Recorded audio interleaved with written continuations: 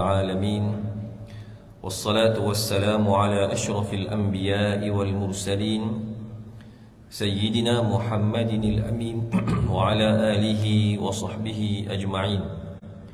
سبحانك لا علم لنا إلا ما علمتنا إنك أنت العليم الحكيم. رب اشرح لي صدري ويسر لي أمري واحلل عقدة من لساني يفقه قولي.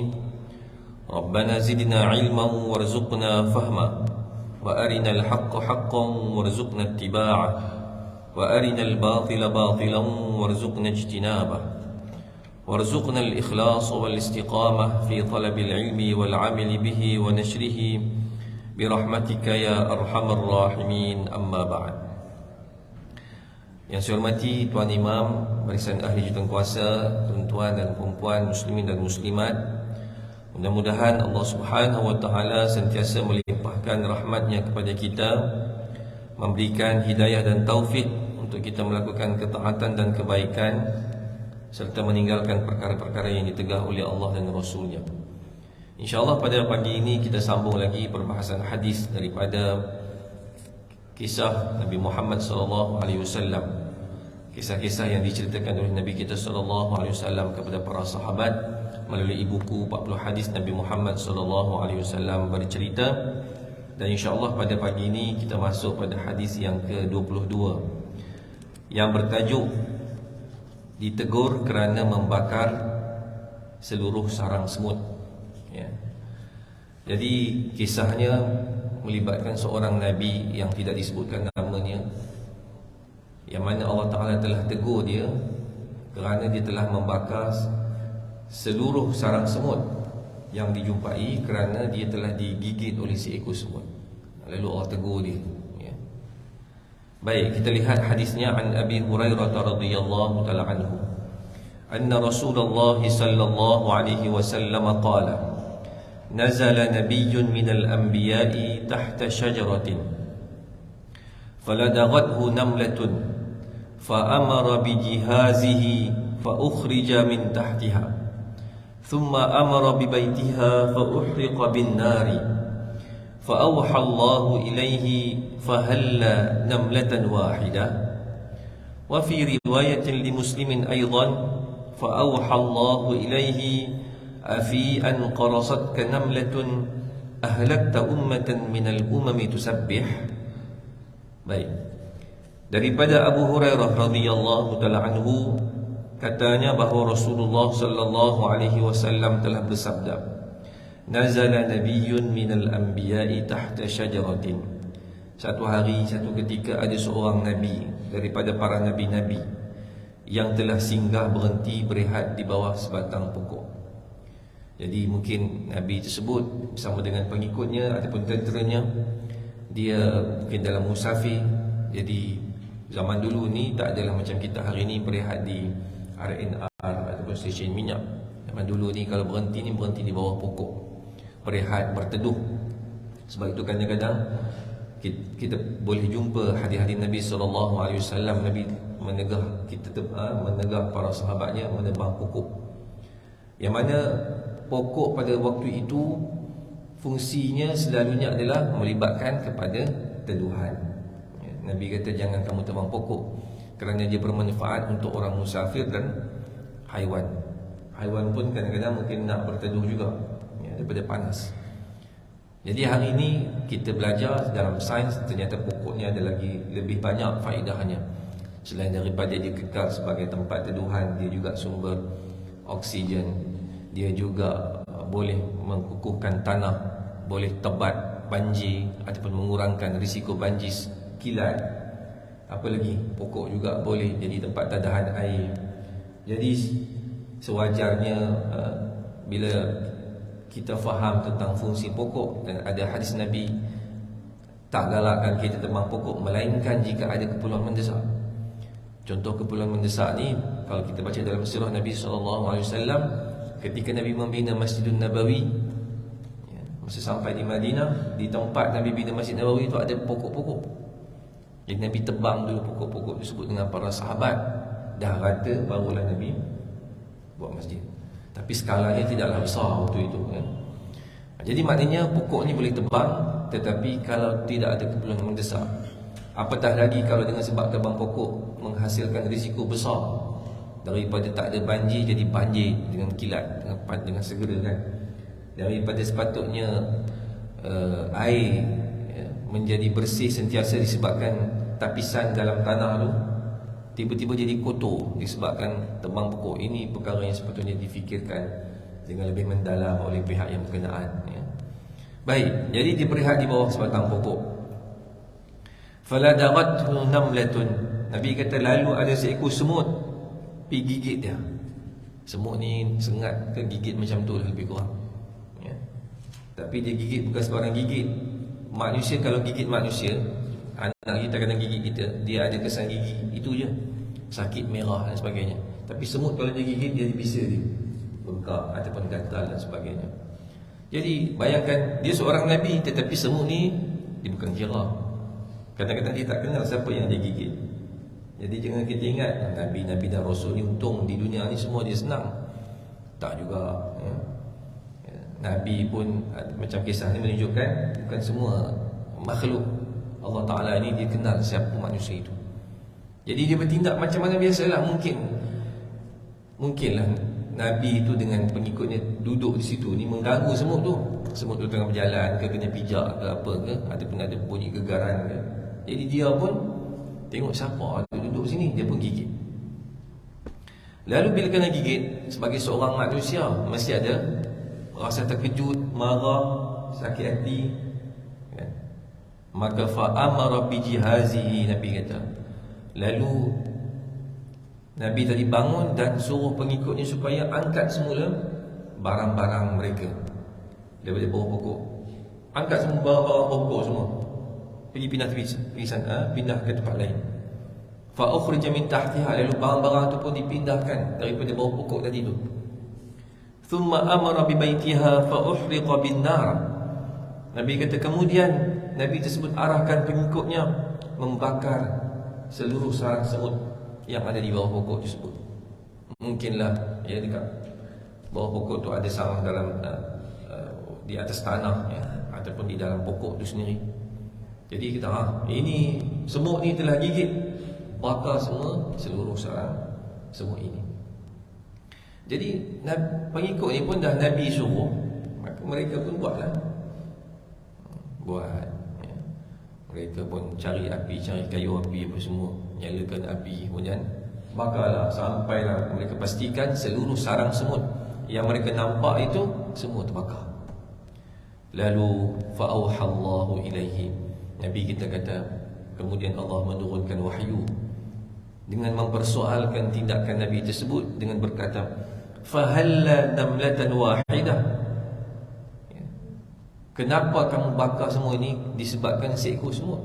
Adapun kenapa kamu tidak bakar seekor saja? Adapun kenapa kamu tidak bunuh seekor saja? Persoalan, dia tak adalah satu statement yang panjang, tetapi cukup untuk memahamkan Nabi tersebut bahawa perbuatan itu adalah tak tepat. Fahalla namlatan wahidah, kenapa tidak dibunuh seekor semut saja?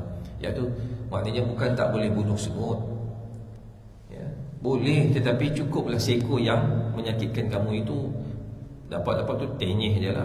Tapi kalau ikut dalam hadis ni, Allah Subhanahu Wa Taala tidak menegur dari sudut teknik membunuh tadi. Teknik tadi kan membakar.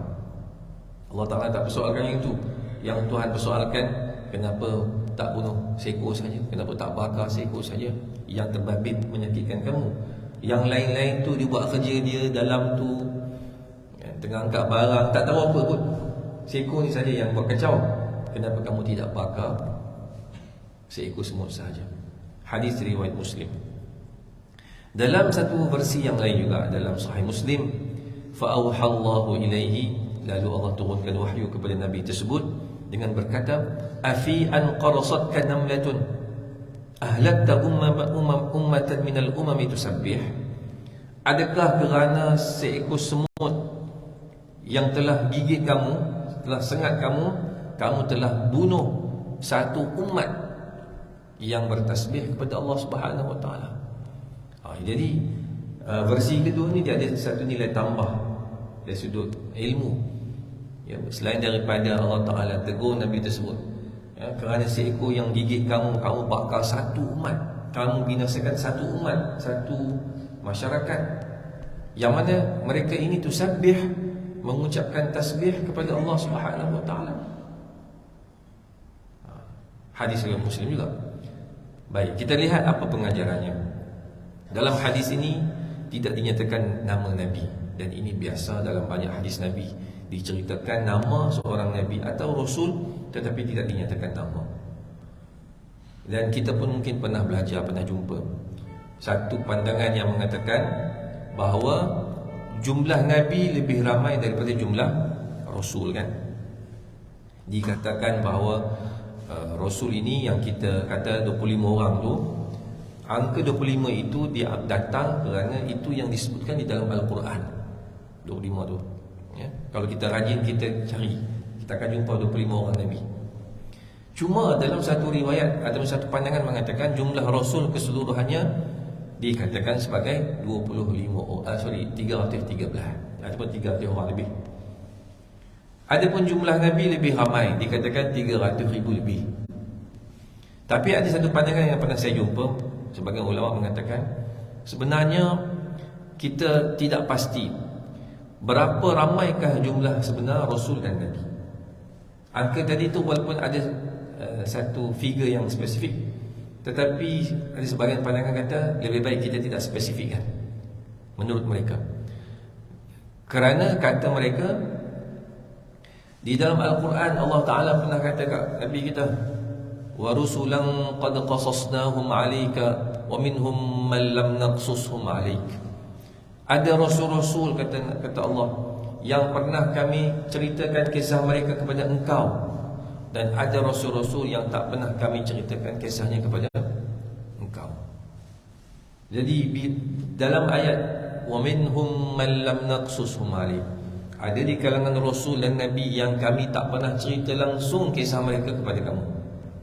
Dan pada ayat ini sebagai ulama kata, bila Allah sendiri dah sebut, bukan semua kisah Rasul-Rasul itu Tuhan cerita. Jadi ia memberi maksud bahawa zon ataupun tahap pengetahuan kita tentang Rasul-Rasul yang tak disebut nama, tak disebut cerita ni adalah satu zon yang kita tak pasti berapa orang. Jadi bila tak pasti, sepatutnya kita tak perlu tetapkan angka berapa seluruh Rasul dan Nabi. Itu sebahagian pandangan ulama lah, yang pernah kita jumpa. Tak apalah tuan-tuan nak pegang ada angka tertentu ke, ada orang kata sebenarnya lebih ramai barangkali sebab Tuhan sebut, Tuhan tak pernah cerita tu lagi ramai. Jadi bila tak pernah cerita ni, bila Allah tak pernah cerita kat Nabi kita nama Rasul tersebut, macam mana kita boleh tahu angka tersebut? Macam itulah maksudnya. Baik, itu satu. Jadi itu perkara biasa. Dan uslub Al-Quran dan hadis ni kadang-kadang dia tak sebut nama. Kita pula kalau baca kisah, kalau boleh nak tahu nama kan, bila tahu nama tu macam satu nilai tambah.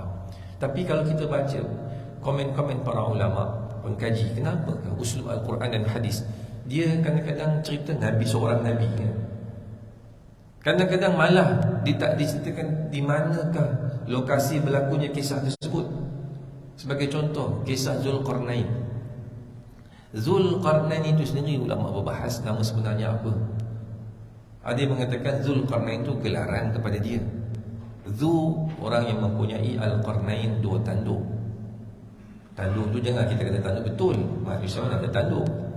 Jadi di sini ada sebagian ulama kata tanduk ini merujuk kepada zon kekuasaannya, iaitu dua tanduk bermaksud dua arah dunia, timur dan barat. Ada kata begitu di zaman dia hidup waktu itu.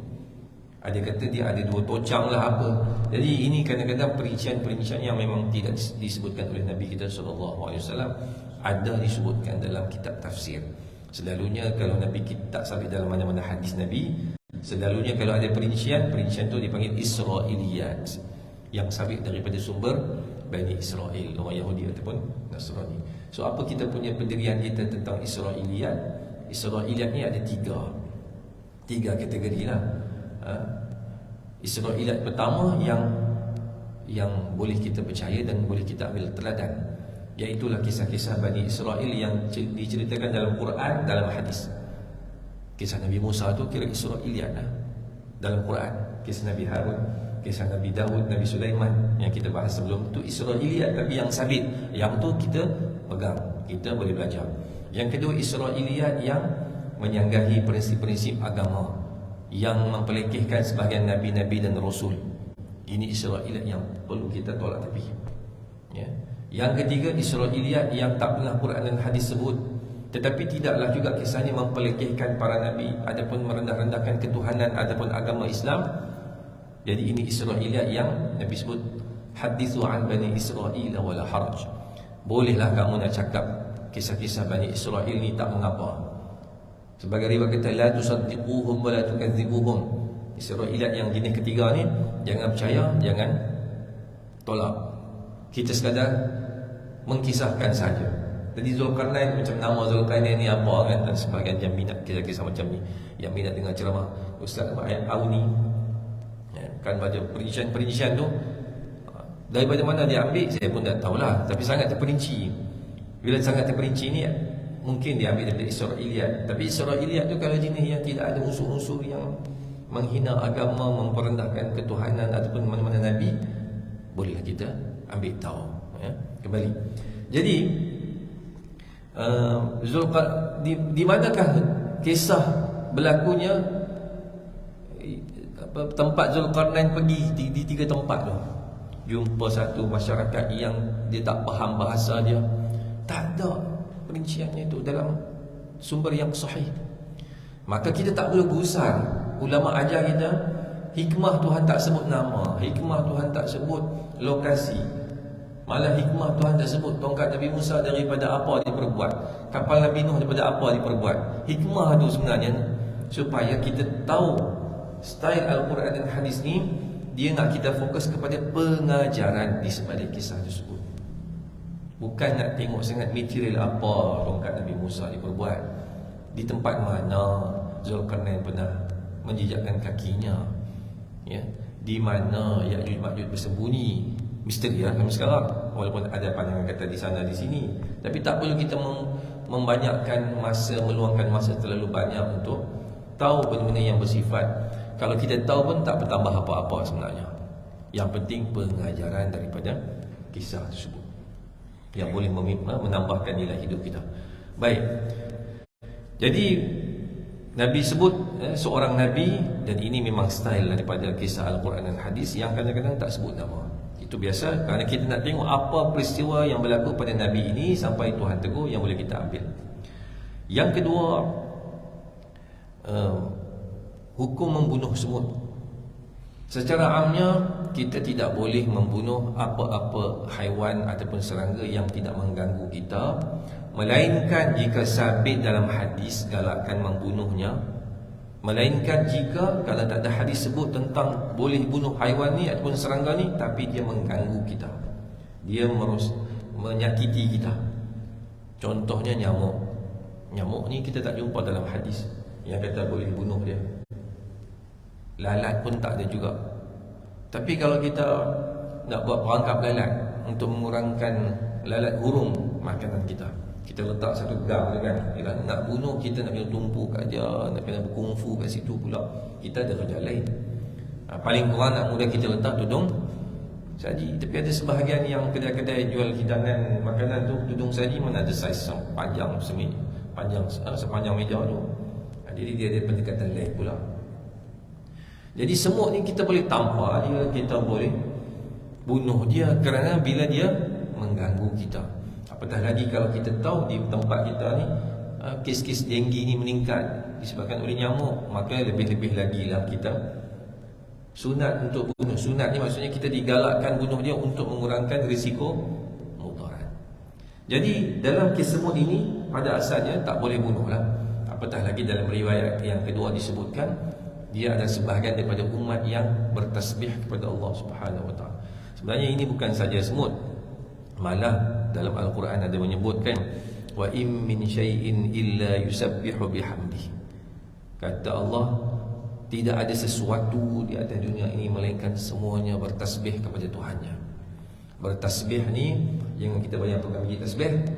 Tasbih ni dari perkataan at-tasbih merujuk kepada mempersucikan Allah daripada sifat yang tidak layak. Artinya kita boleh bayang haiwan, serangga ini secara amnya mereka ini mengucapkan tasbih. Saya katakan mengucap, menyebut lafaz tasbih subhanallah itu kerana Tuhan sebut walakin la tafqahuna tasbihahum. Tapi kamu manusia tak faham tasbih mereka. Tak faham ni sama ada cara dia sebut tu kah, macam dikatakan ayam jantan kita duduk kawasan sini, nak jumpa ayam jantan kat mana? Kat kampung-kampung kan. Tapi tuan-tuan sekecil-kecil dulu duduk di kampung kan dengar ayam jantan ni masa pukul berapa dia berkokok? Pukul 4 pagi, pukul 3 pagi, pukul 5 pagi kan. Ada sebagian riwayat kata ayam jantan yang berkokok waktu itu tu dikatakan dia nampak malaikat turun. Memang dalam hadis pun ada disebut malaikat turun, ya, pada sepertiga malam terakhir. Ada yang mengatakan tasbih ayam berkokok tu dia ucap tasbih, cuma bunyinya itulah. Mungkin lidah, ada sebagian ulama hurai kata ini kerana lidah dia tak macam lidah manusia. Kita kalau sebut subhanallah macam itulah. Ayam ni nak sebut subhanallah dia pelat, dia sebutlah cara bahasa dia. Sebahagian kata macam tu. Ada yang mengatakan walakin la tafqahuna tasbihahum, kamu tak faham tasbihnya selain manusia ni, maknanya mereka ada konsep tasbih mereka sendiri. Mereka mungkin tak sebut, tapi mereka ada i'tiqad bahawa Tuhan ni tidak layak dinisbahkan dengan apa-apa sifat yang bersifat kemakhlukan. Kerana sifat kemakhlukan itu adalah sifat yang kekurangan dan kelemahan, dan Allah Maha Suci daripada segala sifat-sifat tersebut. Wallahu ta'ala alam. Yang penting kita faham selain daripada manusia, makhluk-makhluk ini bertasbih. Tapi jangan ingat bila bertasbih ni kita tak boleh bunuh pula. Rimau lalu, anjing gila lalu kan, jangan bunuh tu, dia tasbih tu. Memanglah kalau ikut hadis ni betul lah ayat Quran tadi. Tapi kalau dalam situasi dia membahayakan kita kenalah mempertahankan diri. Tang dia tasbih tu biar pergi kat dia lah. Sekarang ni situasinya dia bukan tasbih, dia nak makan kita, dia nak cederakan kita. Ketika itu wajib kita mempertahankan keselamatan nyawa daripada diancam. Dalam Islam ni kan dia datang dengan 5 prinsip utama. Dia panggil al-kulliyatu al-khams. Prinsip yang 5, jaga nyawa, jaga agama, jaga keturunan, jaga harta. Jadi sebab itulah kalau kita survey agama Islam ni, dia menjurus kepada 5 perkara ni, ya. Sebab tu kita kalau sakit, ada banyak hadis Nabi suruh kita berubat sambil kita berdoa. Sebab itu menjurus kepada jaga nyawa. Sebab tu minta maaf cakap kita ditegang untuk merosakkan diri sendiri, ya, kerana menjurus menjaga nyawa. Sebab tu kita kena beli barang, kita jaga harta betul-betul. Jangan kita sia-siakan harta yang kita beli. Sebab itu menjaga harta.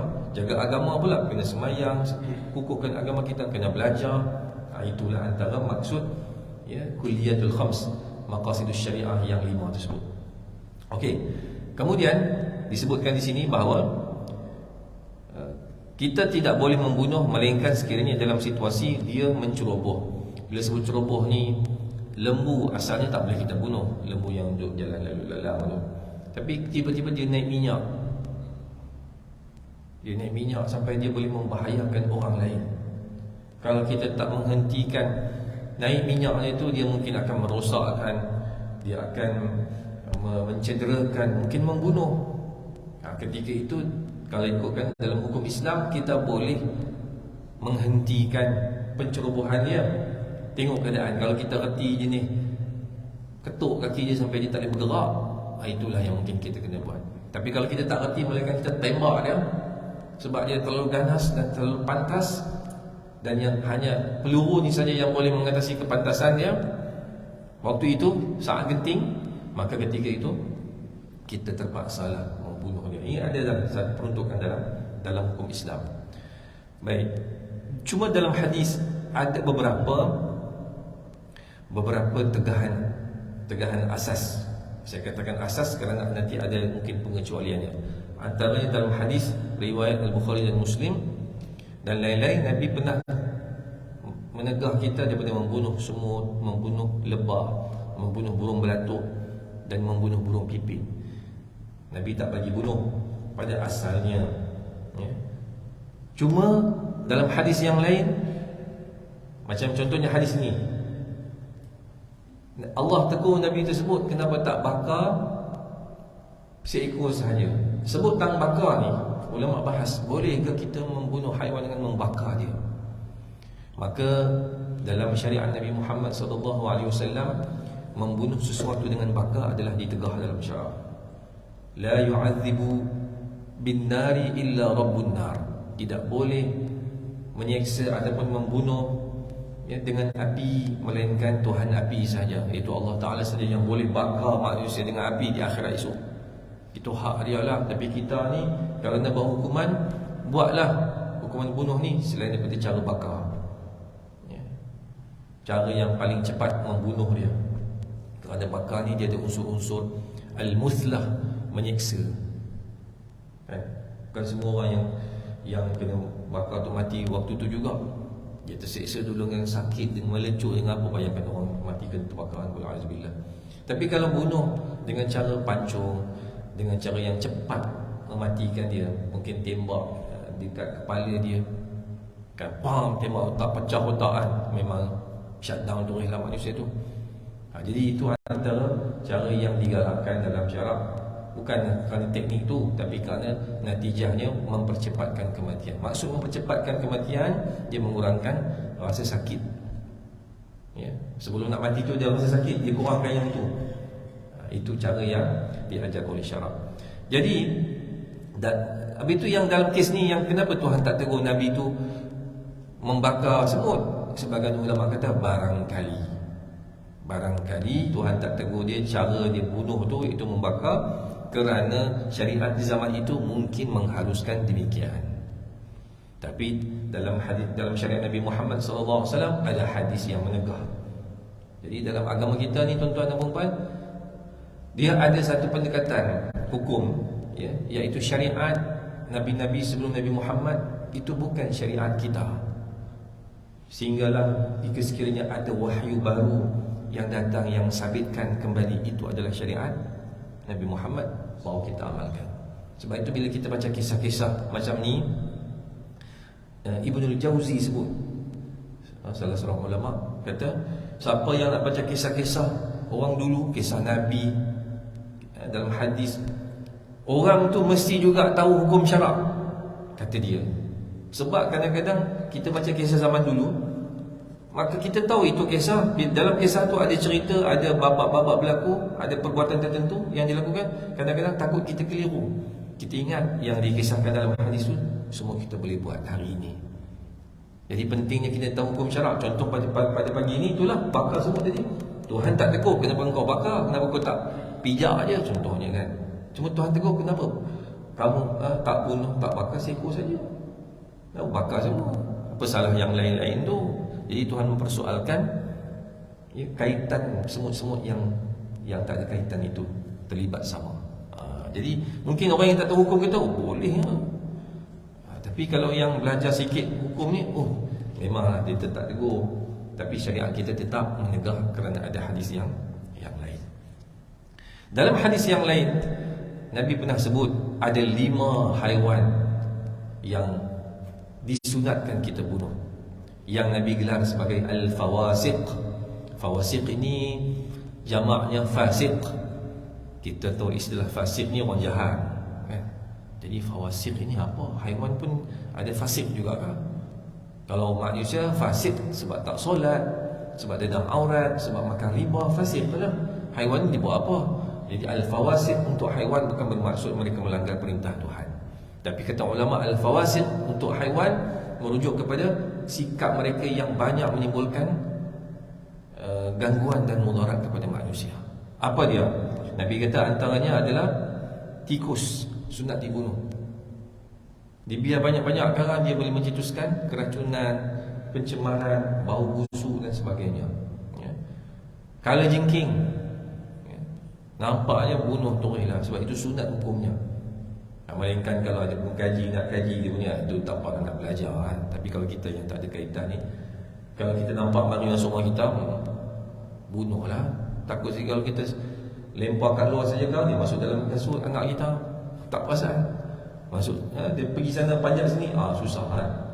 Lagi burung gagak. Burung gagak antara yang disebutkan. Cuma sebab apa kita kena kaji ya. Barangkali kerana mungkin tak tahulah pencemaran ke apa, saya tak pasti yang tu. Kemudian burung helang. Burung helang juga antara yang disunatkan kita bunuh. Mungkin kerana dia boleh mencetuskan bahaya kalau siapa yang diternakkan contohnya. Tapi kalau kita di Putrajaya ni insya-Allah tak ada apa-apa kot. Kalau nampak tu biar pergi kat dia lah. Tapi kalau burung helang ni mungkin bahaya untuk setengah komuniti yang ada haiwan ternakan, ayam dan sebagainya. Mungkin burung helang tertentu yang boleh sambar budak. Kan kita bisa tengok dalam YouTube, burung helang dia sambar seekor musang. Musang tu besar dia je, tapi dia kalah juga musang tu. Kena makan dengan burung helang. Ganaslah burung helang, kuat dia punya kuku itu ya. Dan kemudian satu lagi, anjing yang al-aqur, yang suka mencederakan orang. Ini mungkin saya tak kata anjing gila lah. Saya kata anjing yang suka mencederakan orang. Mungkin disebab gila. Apa rabies beris apa? Anjing yang kalau gigit rabies kan. Itu anjing tu kan lain macam, dia macam kena virus. Dan manusia yang kena gigit rabies ni kan jadi satu gejala yang menakutkan juga. Dia tak boleh kena air kan. Saya tak tahu apa nasib manusia yang kena rabies ni sebenarnya. Sampai dah tak boleh kena air ni, macam mana nak minum air kan. Matilah dia kalau lama-lama, kalau ikutkan sifirnya. Jadi ini antara haiwan-haiwan yang Nabi kata boleh bunuh pada bila-bila masa. Bila-bila masa ni termasuklah, katalah tuan-tuan pergi umrah, tuan-tuan dalam ihram ya. Tuan-tuan jumpa jenis-jenis macam ni boleh bunuh tanpa was-was. Sebab dalam ihram kan ada benda yang kita tak boleh bunuh dan sebagainya. Dalam tanah haram. Dalam tanah haram maksudnya kita boleh bunuh dia. Walaupun di dalam kawasan Mekah. Sebagai benda yang kita tahu, benda kalau dalam tanah haram ni dia tak boleh dibunuh.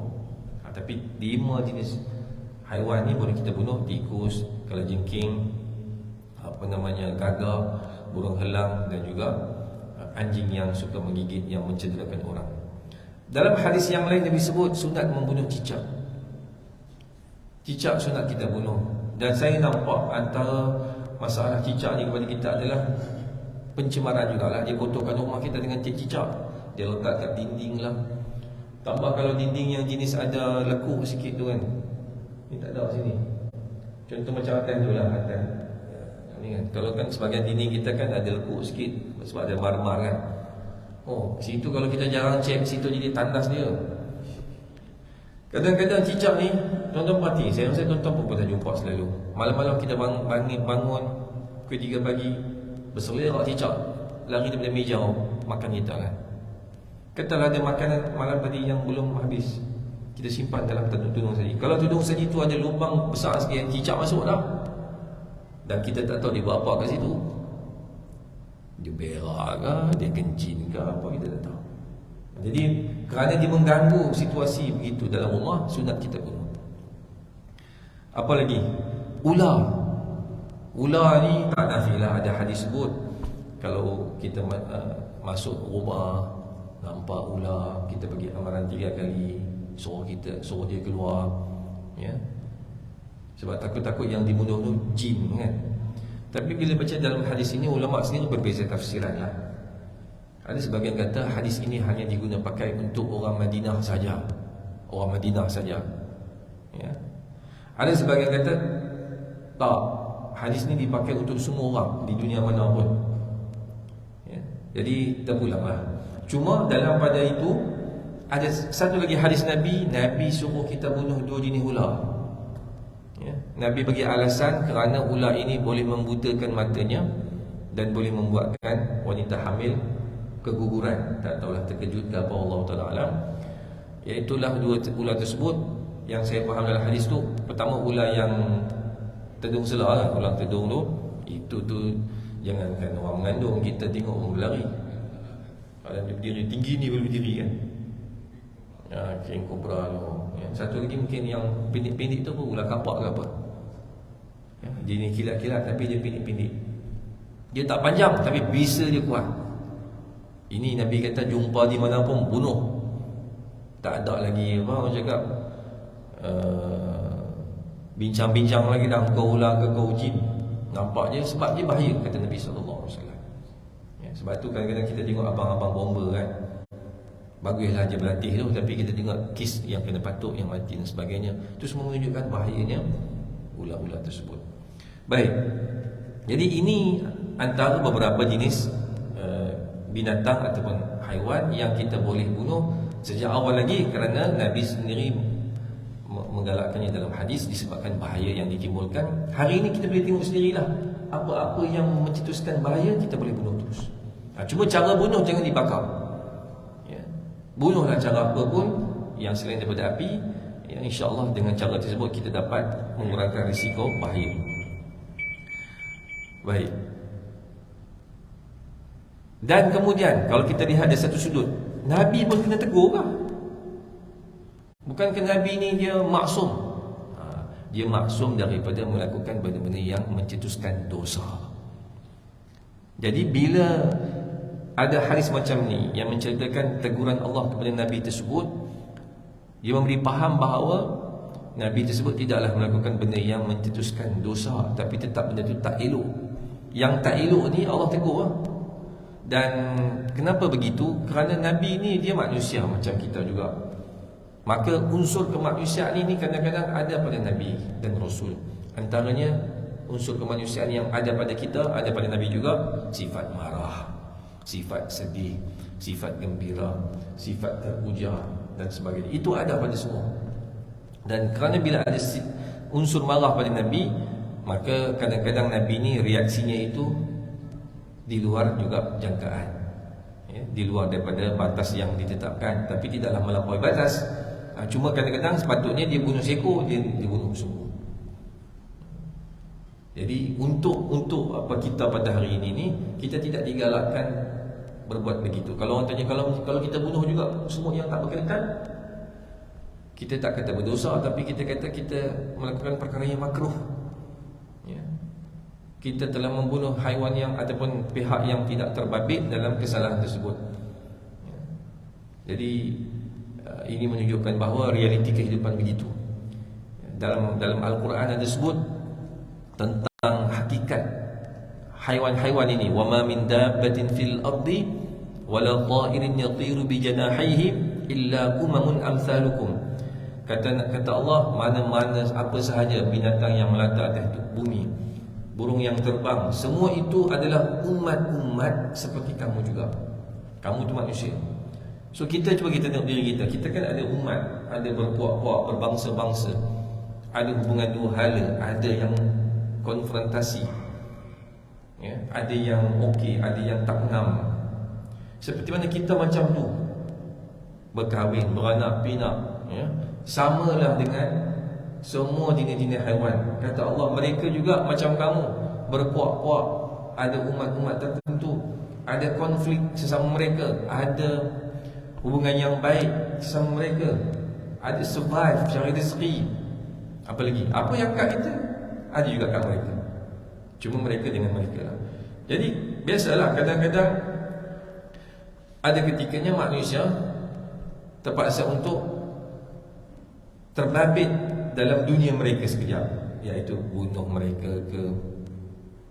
Tapi kadang-kadang mereka juga terbabit ganggu kita juga, ganggu kita juga, masuk dalam dunia kita, dia gigit kita, dia macam contohnya kita tengok ada ketika manusia bunuh haiwan tertentu, ada ketika haiwan tertentu bunuh manusia.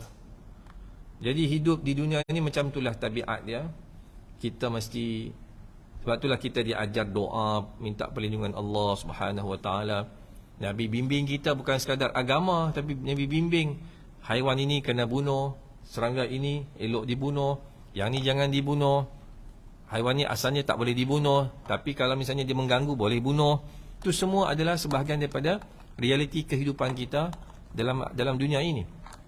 Bukan dunia ini bukan semuanya akan tunduk pada kita. Malah semuanya mesti kita survive, kita hadapi dengan bijaksana, dengan pengetahuan dan kesedaran yang tinggi, supaya kita boleh menentukan apa yang terbaik sepanjang kita menjalani kehidupan ini. Jadi antara kesimpulan yang mungkin kita boleh ambil, tambah sekali, ya, Islam ajar kita melalui hadis ini supaya bertindak, jangan melampaui batas. Ya.